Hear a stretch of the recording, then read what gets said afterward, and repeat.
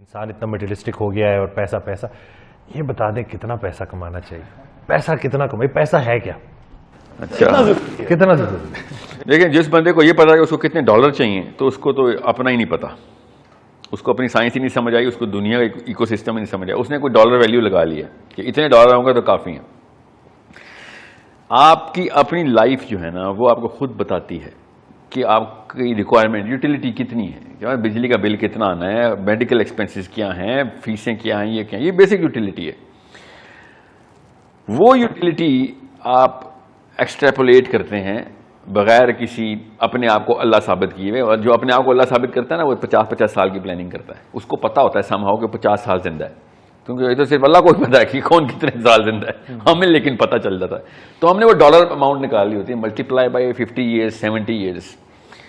تو جس بندے کو یہ پتا ہو کہ اس کی یوٹیلیٹی کیا ہے تو اس کے لیے تو بہت آسان ہے کہ یار اس سے زیادہ جو کچھ بھی آ رہا ہے وہ سرپلس ہے میرا, اتنے تک کی مجھے محنت ریکوائرڈ ہے کہ یار اتنے میں میرا آسانی سے انتظام چلتا رہے. دوسری بات یہ تو وہ ہیں جن کے کوئی مقصد مقاصد نہیں ہے, تو وہ تو مسلمانوں کی اس شعور اسلام کے شعور تک ہی نہیں پہنچا ہوا. فار ایگزامپل مجھے اگر کوئی کہنا کہ ساحل صاحب آپ کو کتنے پیسے چاہیے, تو میرے پاس ایکسپینس شیٹ فیزیبلٹی پروگرامس کی پڑی ہوئی ہے, ساری فیزیبلٹی تمام پروگرامس کی, کہ جو اس وقت انسٹالیشن فیز کے اندر ہیں. تو مجھے میں لٹرلی میں آپ کو کچھ 250-300 کروڑ روپے مانگوں گا آپ سے, چاہیے مجھے اتنے, کیونکہ بھائی اس وقت چاہیے مجھے, زیادہ بھی چاہیے ہو سکتے ہیں بعد میں, کہ کہاں پہ کون سا اسپتال بنانا ہے, کہاں آپ مقصد بتائے گا کہ کتنے پیسے چاہیے, پیسہ تھوڑی بتائے گا کون سا مقصد بناؤں. یہ تو ہو ہی نہیں سکتا کہ پیسہ آپ کو اللہ والے مقصد بنائے کہ میرے پاس اب 50-500 کروڑ آ گیا, اب بتاؤ کدھر کدھر مسجدیں بنانی ہیں. کبھی آج تک ایسا ہوا ہے؟ کبھی بھی نہیں ایسا, نہ ہی ایسا ہوگا. سو اس کی ہماری بیسک سائیکالوجی کے خلاف ہے. جو پیسے کی طرف جا رہے ہوتے ہیں ان کی ذرا فیسینیشن کرو دیکھیں ذرا, اللہ تعالیٰ نے کیوں قارون کے اوپر آیتیں نکال دی ہیں. سوچیں اللہ نہ بتاتے اس کا کتنا خزانہ تھا تو کیا فرق پڑتا تھا, گناہ تو کوئی اور تھے اس کے. میں آپ کو آسان کر کے بتاتا ہوں, اس کے بعد کسی چیز کی کسر نہیں رہے گی. میرا 2.5 گھنٹے کی ایک سیشن ہے اس کے اوپر, آپ کو میں 2 منٹ میں بتاتا ہوں کہ نبی علیہ السلام سے زیادہ کوئی خیر خواہ نہیں ہو سکتا امت کا. میری امی بھی نہیں ہو سکتی, آپ کی امی بھی نہیں ہو سکتی, آپ کے ابو بھی نہیں ہو سکتے, میرے ابو بھی نہیں ہو سکتے. نبی علیہ السلام کی ڈائریکٹ حدیث سنا رہا ہوں کہ میں تمہارے نفس سے بھی بڑا خیر خواہ ہوں. ٹھیک ہے, تمام امتیوں کو پتہ ہے اس بات کا. آپ کی امی آپ کے لیے اور میری امی میرے لیے, ڈاکٹر صاحب آپ کی امی آپ کے لیے, سب سے پہلے آپ سب کی دعائیں وہ ہیں. آپ کی امی کیوں, میری امی کی دعا سب کی سیم, میری بھی اپنے بچوں کے لیے سیم ہے. Top 2 prayer are the same.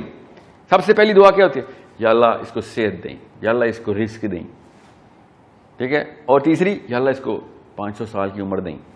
یہی ہے کہ اتنا پیسہ جو اس کو مل گیا ہے تو اس کے بعد ٹائم بھی تو گزارے پیسے کے ساتھ. یہ ٹاپ 3 ٹاپ 5 دعائیں ایسی ہیں. ٹھیک ہے, چلیں کوئی پلاسٹک کا کوئی یہ نہ سمجھے مجھے کہ میں نے کوئی بہت جج کر دیا, پلاسٹک ججمنٹ دے رہا ہوں. لوگ ایمان کی بھی دعا کرتے ہیں, بالکل کرتے ہیں, اپنے بچوں کے لیے, جو بھی سب کے لیے. مگر یہ ٹاپ 2-3 پریئرز کے اندر اتنا ہمیں پتہ ہے کہ کیا کیا مانگنا ہے, اور ہمیں یہ بھی پتہ ہے کہ ہمیں جو کچھ اصل میں چاہیے تھا وہ اللہ کے نبی علیہ السلام مانگ چکے ہیں ہمارے لیے. نبی علیہ السلام نے کہا یا اللہ میری امت پہ وہ عذاب نہ لیں جو پچھلی امتوں پہ آتے تھے, ان کو مہلت دیں, توبہ کا دروازہ کھلا رکھیں ان کے لیے. آپ مجھے کہیں سے ثابت کر کے بتائیں, میں تو ثابت کر چکا ہوں اس کے خلاف کیا ہے, مگر آپ ڈھونڈیں ذرا کہ جو امت کا سب سے بڑا خیر خواہ تھا, اللہم صلی علی محمد, اللہم صلی علی محمد, جو سب سے بڑا خیر خواہ محمد مصطفیٰ صلی اللہ علیہ وسلم, صلی اللہ علیہ وآلہ وسلم, ساری کی ساری امت کے سب سے بڑے خیر خواہ نے ایک دفعہ بھی امت کے لیے رزق کی دعا کیوں نہیں کی؟ ایک ایسے کرتے نا تو ہم سب کی 3 وقت کی روٹی اور بڑے بڑے گھر ہمیں ترکے میں ملنے تھے, پتہ ہی نہیں ہوتا کہاں سے آتے ہیں. لوگوں نے کہا تھا مسلمانوں کو تو آسمان سے آتی ہے, بنی اسرائیل کو آئی تھی نا من و سلوہ. ٹھیک ہے, کیسے اللہ نے چھینی پھر کہ تم تو اس قابل ہی نہیں ہو, تمہارے اندر کی کیمسٹری نہیں ہے کہ تم اس طرح کا ڈیوائن رسک سسٹین بھی کر سکو. تمہاری کیمسٹری کے خلاف ہے, خود ہی بور ہو گئے تھے وہ. جب فل ٹائم رسک ملتا ہے انسان خود ہی بور ہو کے کچھ اور کام بتاؤ بھائی, یہ تو نہیں ہوتا ہم سے. سو نبی علیہ السلام نے اگر ہمارے رزق کی دعا نہیں کی, اس کا مطلب ہے کہ مقصد کچھ اور ہے, ورنہ وہ ہماری پیسوں کی دعا کر جاتے, کوئی روک ٹوک نہیں ہے. اب اس کی الٹی دعا بتاتا ہوں کہ نبی السلام نے اپنی اولاد کے لیے کیا دعا کی. شکر کریں کہ آپ لوگوں کے لیے دعا نہیں کی. ٹھیک ہے, کہ یا اللہ میری اولاد کا اتنا رزق رکھیں کہ بس روح اور جسم کا تعلق رہے, اس سے زیادہ نہ دے دیں, بس زندہ رہ لیں, بس کہ کس طریقے سانس چل رہی ہے میرے بچوں کی, تاکہ کوئی یہ نہ کہہ سکے کہ ہاں فاطمہ اور علی کے پاس تو پیسے بہت تھے نا, اللہ اللہ کرنا بڑا آسان ہوتا ہے جب آپ کے پیسے لگے ہوتے ہیں. سوچیں ذرا, آپ اپنے بچے کے لیے ایک دفعہ وہ دعا مانگ کے دکھائیں جو نبی اسلام نے اپنے بچوں کے لیے مانگی ہے کہ یا اللہ میرے بچوں کو بس اتنے پیسے دیں کہ روح اور جسم کا تعلق مینٹین رہے, اور کچھ نہ دیں. آپ کبھی سوچ سکتے ہیں میں آپ کے بچے کے لیے دعا کروں, آپ نے مجھے گالیاں دینی ہے کہ تو ہوتا کون ہے اس طرح کی بددعائیں دینے والا؟ اس کو دعا نہیں بددعائی سمجھتے ہیں آپ اپنے بچوں کے لیے. اس کی الٹی دعا کر. نبی علیہ السلام ہمارے لیے یہ دعا کیوں نہیں کر کے گئی پھر اگر اتنی تھی؟ ایک عالم نے مجھے کہا یار وہ مفلسی جو ہے نا وہ اس کے خلاف دعا کی وہ ہے ریکمنڈیشن ہے, مفلسی کے خلاف دعا کیا کرو فتنہ ہے. ایسے تو بالکل ہے, کون کہہ رہا ہے کہ پیسے کم ہونے کی دعائیں کریں؟ میں آپ کو یہ بتا رہا ہوں کہ پیسوں کی دعا کیوں نہیں کی نبی علیہ السلام نے میرے لیے یا امت کے لیے. سب سے بڑا خیر خواہ اتنے یونیورسل کانسیپٹ کو اوور لک کر گیا. ہو سکتا ہے کہ نبی اسلام پیسوں والے کانسیپٹ کو اوور لک کر دیں؟ ہوا ہی نہیں کبھی. ہر انسان کو پتا یار کاش بہانہ کیا رکھا ہم نے یار اگر یہ پیسوں والا ہے نا روزی روٹی کا مسئلہ نہ ہوتا پھر دیکھتے میں کیا جہاد کرتا, پھر میں 100,000 مسجدیں بناتا, مدرسے بناتا. میرے پاس ٹائم نہیں, پیسے بنا رہا ہوں. ہر انسان نے اپنا اپنا بہانہ رکھا ہوا ہے. کیا 24 گھنٹے میں سے 18 گھنٹے تو یار پیسوں میں لگ جاتے ہیں, میں اللہ کہاں سے کروں, بس 5 نمازیں پڑھ لوں بڑی بات ہے. اللہ کی تقسیم امیر اور غریب نہیں ہے, قریب اور دور کی ہے.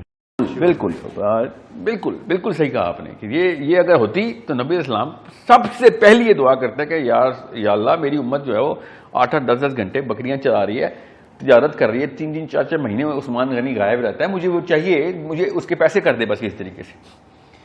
میرے بچوں کو اور تمام امت کو پیسے دے دے تاکہ یہ تیری طرف دوڑیں. یہ اللہ تعالیٰ نے بنی اسرائیل کا منو سلوہ کا واقعہ سنا کے بلاسٹ کر دیے سائیکالوجی کو کہ تم جس دن سوچو گے نا کہ کاش سارے پیسے ہو جاتے تو کام ہو جاتا, تو یہ ہوا تھا ان کے ساتھ, ہو گیا تھا سارا کچھ اور الٹی طرف بھاگے اللہ سے وہ. سو دس از وائی میں ذرا ایموشنل ہوں اس کانسیپٹ پہ کہ ہر بندہ, ساحل ادیم صاحب آپ پیسوں کے خلاف بات کر رہے ہیں, اسلام میں درویشی ڈال رہے ہیں. کاش میں ڈالتا درویشی, میں تو درویشی بہت آگے کا لیول ہوتا ہے, میں بیسک انسان کے لیول تک آنے کی بات کر رہا ہوں. درویش تو آسمان کا ستارہ ہوتا ہے, درویش کو چھوڑیں ابھی آپ, اور بیسک انسان میں تو آئیں. کس نے کہا پیسے نہ بنائیں؟ آپ دیکھیں کیوں بنانا چاہ رہے ہیں آپ پیسے. آپ اپنے گھر گاڑیاں چاہ رہے ہیں تو پھر ٹھیک ہے, پھر یہ تو نہ کہا کریں نا کہ قارون غلط ہے. آپ کی ویڈیو میں نے آپ نے ایک واقعہ سنایا تھا حضرت ابوبکر صدیق رضی اللہ عنہ کا کہ وہ جو نماز قائم ہو رہی تھی اور پھر پہلی صف سے. جی ہاں, دیکھیں وہ ایک غلام پہلی صف میں, حضرت ابوبکر صدیق نے دیکھا کہ پہلی صف میں جگہ نہیں ہے, تو غلام سے کہا کہ یہ درم پکڑ, 2 یا 4 درم تھے تو جگہ بدل لے. تو غلام نے کہا ٹھیک ہے آ جائیں.